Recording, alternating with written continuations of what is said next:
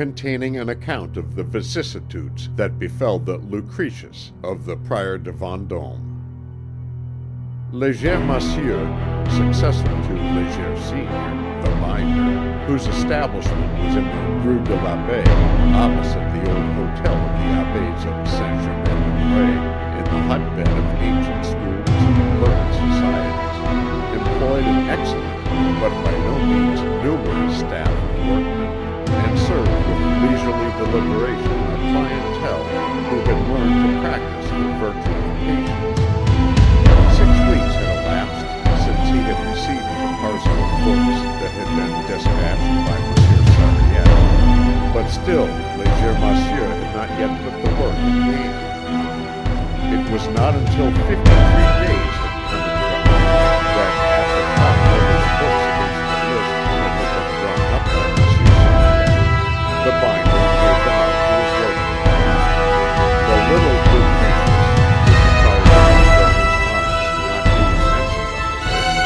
it was assumed that it had been sent by another person, and as it did not figure on any list of goods received, it remained shut up in the cupboard, from which Léger Monsieur's son, the youthful Ernest, one day surreptitiously abstracted it and slipped it. Ernest was in love with a neighboring seamstress, whose name was Rose. Rose was fond of the country, and liked to hear the birds sing in the woods, and in order to procure their whereabouts,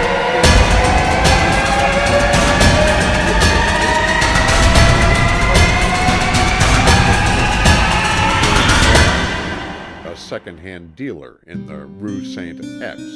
who displayed no great curiosity regarding the origin of his acquisition. Old Moranger handed over the volume the very same day to Monsieur Poussard, an expert in books, of the Faubourg Saint-Germain, for 60 francs. The latter removed the stamp which disclosed the ownership of the matchless copy, and sold it for 500 francs to Monsieur Joseph Meyer, the well-known collector, who handed it straight away for 3,000 francs to Monsieur Ardon, the bookseller, who immediately transferred it to Monsieur R., the great Parisian bibliopolist, who gave 6,000 for it, and sold it again a fortnight later at a handsome profit to Madame la Comtesse de Gors. Well known in the higher ranks of Parisian society, the lady in question is what was called in the 17th century a curieuse, that is to say, a lover of pictures, books, and china. In her mansion on the Avenue de Génin, she possesses collections of works of art which bear witness to the diversity of her knowledge and the excellence of her taste. During the month of July, while the Comtesse de Gors was away at her chateau at Sarvy in Normandy, the house in the Avenue de Génin, being unoccupied, was visited one night by a thief said to belong to a gang known as the Collectors, who made works of art the special objects of their raids. The police inquiry elicited the fact that the marauder had reached the first floor by means of a waste pipe, that he had then climbed over the balcony, forced a shutter with a jimmy, broken a pane of glass, turned the window back, and made his way to the long gallery. There he broke open several cupboards and possessed himself of whatever took his fancy. His booty consisted for the most part of small but valuable articles,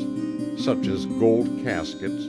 a few ivory carvings of the 14th century, 2 splendid 15th century manuscripts, and a volume which the Countess's secretary briefly described as a morocco-bound book with a coat of arms on it, and which was none other than the Lucretius from the Desparvieu library. The malefactor, who was supposed to be an English cook, was never discovered. But 2 months or so after the theft, a well-dressed, clean-shaven young man passed down the Rue de Courcelles in the dimness of twilight, and went to offer the Prior de Vendôme's Lucretius to Père Guinardon. The antiquary gave him 4 shillings for it, examined it carefully, recognized its interest and its beauty, and put it in the Kingwood cabinet, where he kept his special treasures. Such were the vicissitudes which, in the course of a single season, befell this thing of beauty.